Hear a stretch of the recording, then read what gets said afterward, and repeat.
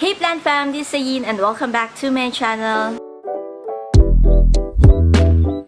So for today's video, I'm gonna be sharing with you guys what I've noticed are the common mistakes of new plant parents. Pero even those who have been into this hobby for quite some time now, meron pa rin sa ating mga nakaka-commit ng mga mistakes na to when it comes to plant parenting. So the purpose of this video is of course to help out those who are new to this hobby and yung mga nagbabalak pa lang to get into plant parenting or taking care of plants or gardening para maiwasan ninyo itong mga common mistakes na to and mas maging successful kayo as a plant parent.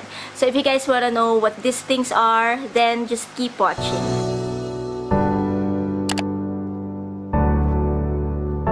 Okay, so let's start off. The first one na napansin ko na maraming mga tao ang gumagawa, which for me is a big no-no, is repotting plants right away, right after buying. Pagkabili, pag-uwi sa bahay, may mga tao na super excited talaga sila to repot their plants kasi it's either hindi ganun kagandahan yung nursery pot kung saan nakalagay yung kanilang plants, or if for example, nasa nursery bag pa yung isang plant, syempre gusto natin agad-agad, diba? Pwede natin i-display yung plants.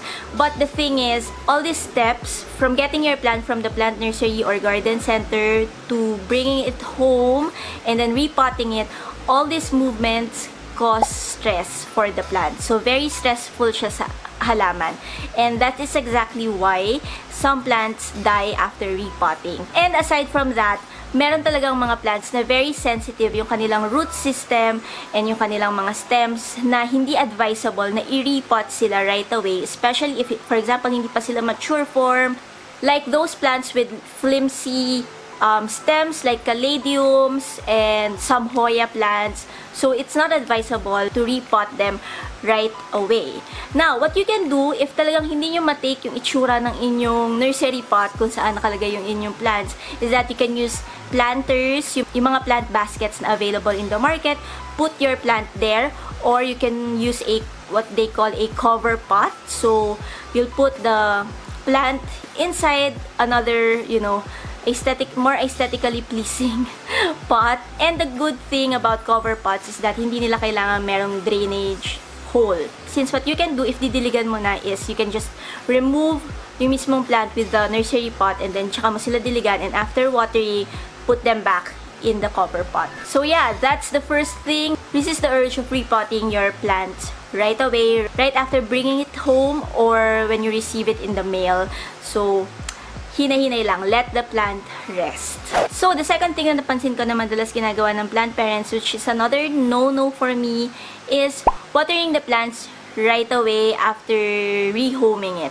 Medyo connected siya dun sa first one na sinabi ko, which is nga about the stress na all these movements cause a plant. There are times when we feel we need to water a plant, but in reality, they don't really need water at the moment. Especially if galing siya sa mga plant nurseries or garden centers, because I've noticed na yung mga nurseries, they seem to water plants on a daily basis. So, the fact na araw-araw nang nakakuha ng water yung plants, when you bring it home, it does not necessarily mean na kailangan nyo na siyang diligan agad. Always check the soil first if it is dry before watering it.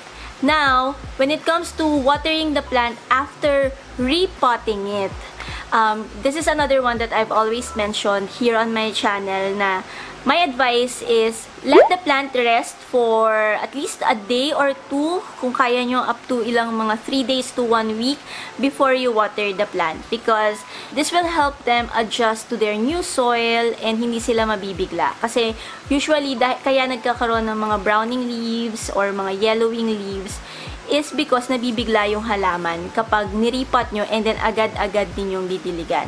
But that's just how I do things. That's what works for me.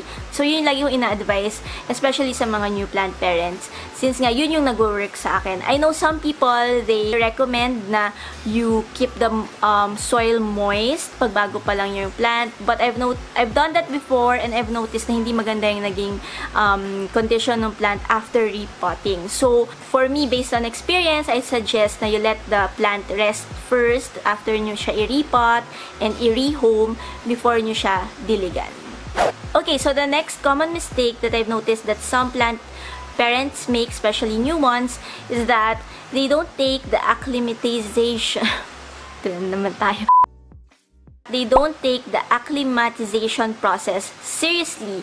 So, ano nga ba ang acclimatization or acclimatization? This is the process wherein the plant needs to adjust to its new environment. So, every plant na iuuwi nyo, either galing yan sa plant nursery or sa isang plant seller na nilagay na niya yung plant na yon sa loob ng kanyang bahay and decide siya na ibenta, pagdating ng plant na yon sa iyo, that's a different environment for the plant. That's a new home. So, the plant needs to adjust and the plant needs to acclimate. And for me, isa to sa mga common mistakes because people don't take this seriously. Kasi yung iba iniisip, it's just a plant. Diba? Makaka-adjust yan agad. But the thing is, it is a living thing. Especially if matagal na siya dun sa kanyang old environment, talagang maninibago at maninibago yan sa kanyang new environment. So, always take into consideration the process nitong pag-acclimate ng isang plant. Just to give you an analogy, for example, ikaw, diba? For example, you've been working for this company for how many years already, and then you decide to leave the company, and then you find a new job, and for sure, dun sa new job mo, kahit na let's say it's the same role, it's the same job description na gagawin mo, since bago yung company mo, maninibago ka, kakailanganin mo rin mag-adjust. So, it's just the same with plants, guys. Huwag nyo isipin na porke plant lang yan, kayang-kaya yan, madali lang, in a snap, kaya niyang mag-adjust because hindi. Now, to help your plants acclimate faster and better, what I'd suggest is, wag nyo muna silang ipapasok sa loob ng bahay. Okay? Try to keep them first in a shaded area, outdoors, wherein it'll get the light requirements that it needs. And then, after, let's say, a week, 2 weeks, kung kaya nyo ng mga 1 month, then, tsaka nyo sila ipasok sa loob ng bahay. And just the same, please note na pag pinasok nyo yan sa loob ng inyong bahay, again, mag-a-adjust pa rin yan. Talagang kasama yung pag-a-acclimate ng plant sa kung paano siya makakasurvive. So, wala tayong magagawa because ganun talaga ang proseso. So, ayun. Okay, so next one is stressing about brown leaves or a leaf that died. Napansin ko na marami talagang nasi-stress dito. But guys, isipin nyo, ang plant ay meron rin yung life cycle. Just like humans, sa atin, merong mga namamatay and meron ding mga pinapanganak. So that's the same with plants when it comes to their leaves. Most likely, it's part of their life cycle. Sometimes, an old leaf has to die in order to give way to new ones, and you don't have to stress about it. Now, meron namang mga pagkakataon na nagkakaroon ng brown leaves or ng dying leaves because the plant is going through the acclimatization process. And meron din namang mga times na kaya may browning leaves or dying leaves is because you're not giving it the proper care. So, marami siyang factors. And it's about pinpointing kung ano ba talaga, okay? Don't stress out about it. Kasi mas mabibigay mo yung proper care kung alam mo kung ano ba yung nagkakos sa kanya nito. For example, bago yung plant na binili mo, for example, you repotted it after a week and napansin mo na nag-brown bigla yung leaves or bigla ka nagkaroon ng mga brown edges sa leaves. It doesn't mean na mamamatay na yung plant mo. It just means na nag-a-adjust siya again, yung pinag-usapan natin kanina, nag-a-adjust siya sa kanyang bagong pot or sa kanyang bagong soil, 'di ba? So same din, for example, meron kang inuwing plant and then after 2 days napansin mo na biglang nagba-brown na siya. So it could be because nag-acclimate siya. It's not something to actually stress about, especially if na-observe mo naman na let's say okay naman yung kanyang mga stems, if nung niripat mo siya nakita mo naman na healthy naman yung kanyang roots, and especially if makikita mo na nag-grow naman siya ng new leaves. So again, going back to what I've said earlier, sometimes an old leaf has to die in order to give way to new ones, so don't stress about it. Okay, so the next mistake that I've noticed that some plant parents make is obsessing over the aesthetics of their plants. Meaning to say, they want shiny leaves, so kung ano-ano na lang yung ipapahid nila, so kung ano yung mabasa nila online, they'll just try it out without even, giving it a benefit of the doubt or without applying the rule of thumb, which is, if you're gonna apply anything to your plants, for example, be it, pampakintab ng leaves or fertilizer or yung mga spray, mga fungicide, ganyan. Rule of thumb is spray it on one leaf first just to see if kaya ng plant mo yung ganong mixture because meron siyang baka mamaya may mga components siya na hindi pala kaya nung ganong klaseng plant before you apply it to the whole plant. Kasi kapag in-apply mo na yan sa lahat ng plants mo and yun pala ay masyadong matapang yung mixture na yun for your plant, wala kang magagawa. May possibility na ma-damage pa yung leaves mo. Imbis na gumanda siya, lalo siyang papangit. So, my advice, especially to the new plant parents out there, is don't obsess over the aesthetics. Give it the right amount of care without obsessing over this stuff because, to be honest, itong mga to is parang mga miscellaneous things. Ang importante is na alagaan mo yung halaman mo, kumbaga nabibigay mo yung mga essential care for that plant. So, yung mga pagpapakintab ng mga leaves, ganyan, mga na yan, kumbaga add-ons na lang yan sa care na mabibigay mo with your plant. Now, when I say pagpapakintab ng leaves, hindi ito yung pagpupunas ng leaves to make it clean. Okay, iba naman yon. That is a step that's very vital. Kumbaga, importante siya when it comes to plant care because we must keep the leaves of our plants clean, dust-free because yung mga dust, ganyan, nag-o-obstruct siya or hindi nakakapag-photosynthesize maigi yung plant kapag kumbaga, makapal na yung dumi sa kanyang leaves. So, importante rin na nalilinis talaga siya. It's different, okay? Hindi yun yung sinasabi ko na pagpapashiny ng leaves. So, yun talaga, yung keeping the leaves clean, it is an important step in plant care. Now, making the leaves ultra mega shiny na as in para na siyang plastic dahil lang gusto mong maging ganun yung leaves ng plant mo na you'll just, go with whatever you've read online without taking precautions, then that's something na medyo you have to think about first and you have to be very careful.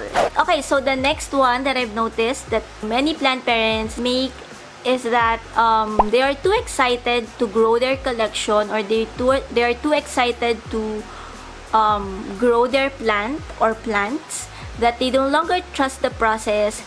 They would either over-fertilize the plant, which may lead to worse things because over-fertilizing your plants may lead to death actually nung plant na yon kasi hindi okay na masyado kayong maglagay ng fertilizer, pwedeng ma-burn yung leaves, pwedeng magka-root rot, so maraming imbis na mag-grow siya lalong mag-downfall, okay, nung plant.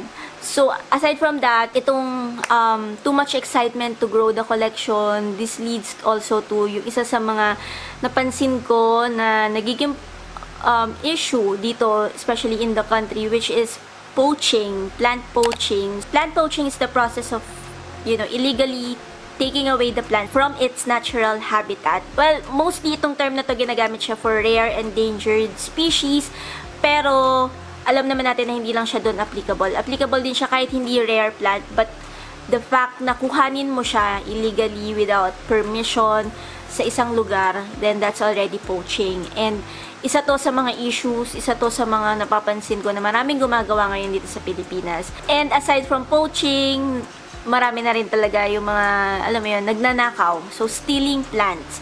Just to grow their collection, they'd go to that level. This is like the bad side of the hype sa plant parenting these days because of the trend. Because a lot of people are getting into this hobby. Some people, they want to also get into this hobby but not in the right way. I just wanna, also discuss that issue here because I think, yeah, that's a mistake, okay?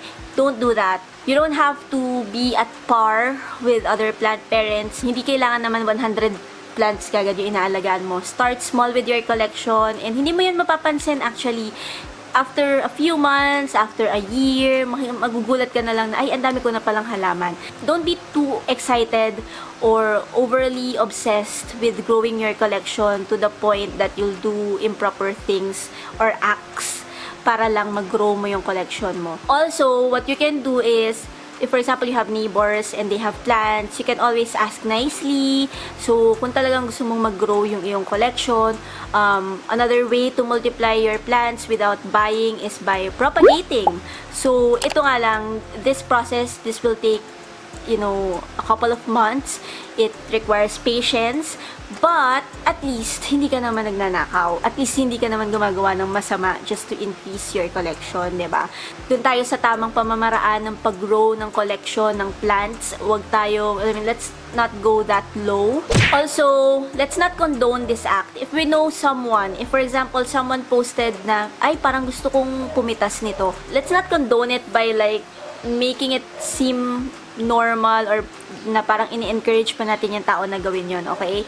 Let's not condone the act. Let's try to be a good influence to one another. Okay, so last mistake na napapansin ko na some plant parents do, especially newbies, is helicopter parenting their plants.